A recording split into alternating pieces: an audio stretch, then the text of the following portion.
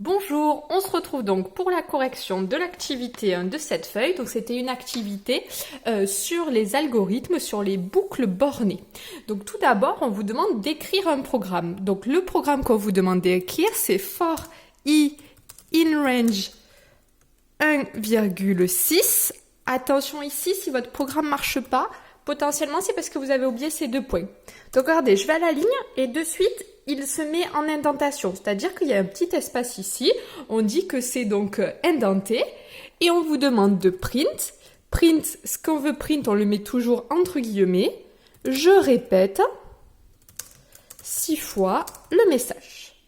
Donc, quand on a fait ça, ici, on compile ce qui se passe, on l'exécute le programme grâce à cette touche. Hop, voilà, je l'exécute. Ah, bah de suite c'est intéressant, invalide, oui, alors c'est in, j'ai mis 1, vous voyez, très bien. Si on a une erreur, on panique pas, on regarde ce qui se passe, voilà. Et là, a priori, il a fait, et je vois la fin de ce qui s'est passé, qui est, je répète 6 fois le message. Donc très bien, hop, alors je vais agrandir ce qui se passe, vous pouvez aussi voir et agrandir aussi. Et en fait, ce qu'on voit, c'est qu'il s'est passé 1, 2, 3, 4, 5. C'est-à-dire que ici, on n'a pas répété 6 fois le message, mais en fait, il s'est répété 5 fois et pas 6 fois. Donc ça, c'est la réponse au petit b. Quelle cohérence est-ce qu'il y a entre l'incohérence entre le programme et son affichage? Donc, il semblerait que le message a été répété seulement 5 fois. Or, hop, je vous marque la correction seulement 5 fois. Or, nous, a priori, on avait fait for i in range 1,6. On s'était dit, bah, ça va répéter de 1 jusqu'à 6, donc 6 fois. Or là, ça a été répété que 5 fois. Très bien. On vous dit maintenant d'écrire le programme 16. J'affiche le message, donc c'est le même programme, donc on va l'utiliser. Et c'est j'affiche le message, numéro, virgule et i. Donc, il va afficher une phrase et ensuite i. Et i, a priori, c'est ce qui se passe ici. Et on va pouvoir voir ce qui se passe ici. Donc, on compile et on voit. Regardez, il fait. J'affiche le message 1, 2, 3, 4, 5. Donc, a priori, lui, il est parti de i égale 1. Puis il a fait 2, 3, 4 et 5, c'est-à-dire qu'il ne s'est pas occupé ici de ce 6. Donc on vous dit ensuite petit 3, l'un des 2 algorithmes semble correspondre au programme 15. Lequel est-ce que c'est? Donc on essaye de chercher rapidement la différence entre les 2. Et dans le premier, on vous dit pour i allant de 1 à 6, dans le suivant pour i allant de 1 à 5. Nous, dans le programme 15, on dirait que ça a été répété seulement 5 fois, donc il semblerait que ce soit l'algorithme 2 qui le répète, puisqu'on a répété 1, 2, 3, 4, 5. Et donc là, on peut conclure qu'a priori, lorsqu'il y a l'indication Python qui dit for i in range a et b, a virgule b, ben Python il va prendre tous les entiers entre a, mais il va pas aller jusqu'à b. Il va prendre la valeur qui est juste avant b. Donc a priori, il va de i, il va de a jusqu'à b-1. C'est-à-dire que si je lui mets 3, 8, il va faire 3, 4, 5, 6, 7. Si je mets 7, 10, il va faire 7, 8, 9. Vous voyez, il traite tous les entiers entre a et b, mais pas jusqu'à b. Ok, alors maintenant, on vous dit, dans le programme 16, on doit remplacer les i par des k. Donc ici, au lieu de i, je mets un k, et ici, au lieu de i, je mets un k, j'exécute. Qu'est-ce qui se passe? Eh bien, absolument rien. On a décidé de l'appeler i, de l'appeler k. On pouvait aussi l'appeler a, c, w, la lettre qu'on veut. Ici, en fait, on prend l'habitude d'appeler d'appeler plutôt i, et i, c'est une boucle, en fait, on sait que ça va prendre cette valeur, puis cette valeur, puis cette valeur, puis cette valeur, mais vous pourriez l'appeler comme vous voulez. Donc, qu'est-ce qui se passe? Petit 5, ça ne change rien. Hop. Ensuite, petit 6, petit a, sans utiliser l'ordinateur. Donc, sans utiliser l'ordinateur, dans le programme 16, quel serait l'affichage si on l'ajoutait une 3e ligne print au revoir, indentée comme la seconde ligne?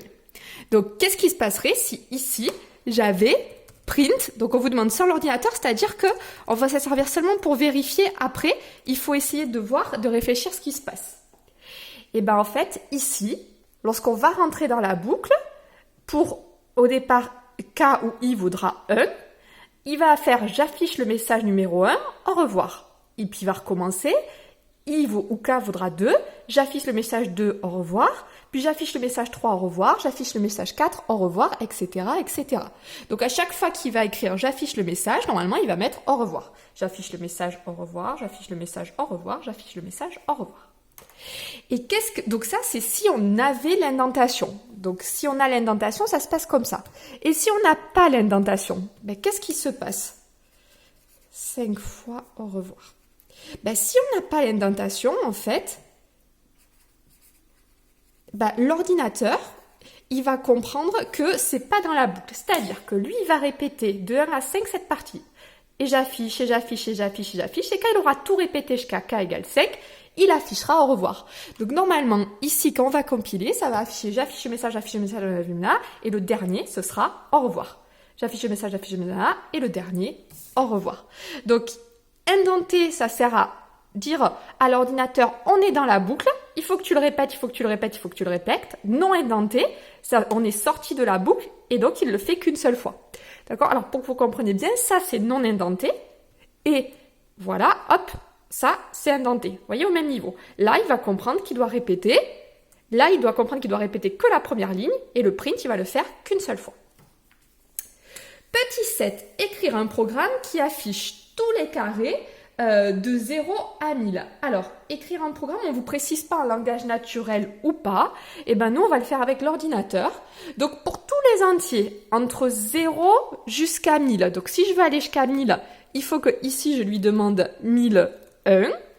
On va vouloir qu'il affiche les carrés de ces nombres, c'est-à-dire faire k puissance 2. La puissance, ça se note comme ça. Donc, on veut qu'il fasse print k2. Alors, attendez, là, ça lui va pas. Alors, il y a quelque chose qui lui va pas. Je ne sais pas, on va regarder. Hop, on va compiler, on va voir. Ah, pardon, c'est étoile. Voilà, c'est moi qui... Hop, on valide et on va voir s'il affiche tous les entiers. Alors là, forcément, c'est énorme. On va essayer de retrouver la souris, de remonter et voir si on voit les premiers entiers, c'est-à-dire 0, 1 au carré, 2 au carré, 9, ok, tac, tac, tac. Et le dernier, ça devrait être 1 million. 1 million, voilà, c'est bon. Ben parfait, mon programme, il est ici. Si je l'avais dû l'écrire en langage naturel, j'aurais écrit pour i allant de 1 à 1000, puisqu'il n'y a qu'en Python qu'on va jusqu'à 1001. Nous, dans le langage naturel, d'ailleurs, on va de 0 à 1000. Afficher. Et donc, on veut afficher quoi? Afficher i au carré. Voilà.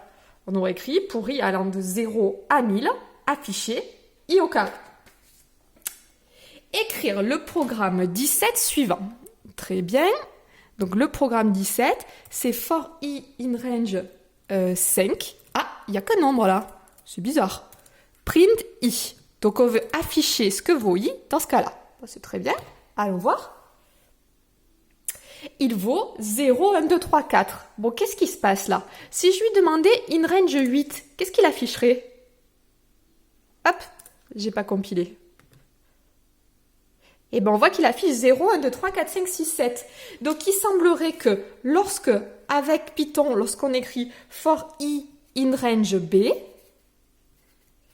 ben qu'est-ce qu'il fait? Il affiche les entiers de 0 jusqu'à... Alors vous voyez là j'ai mis 8, j'étais jusqu'à 7, jusqu'à b-1. Voilà. Hop. Et reprendre la question, on vous dit enfin de reprendre la question 7 avec l'instruction range B en remplaçant B par la valeur adéquate. Donc la question 7, c'était afficher tous les entiers de 0 jusqu'à 1000. Donc a priori, de tous les entiers au carré.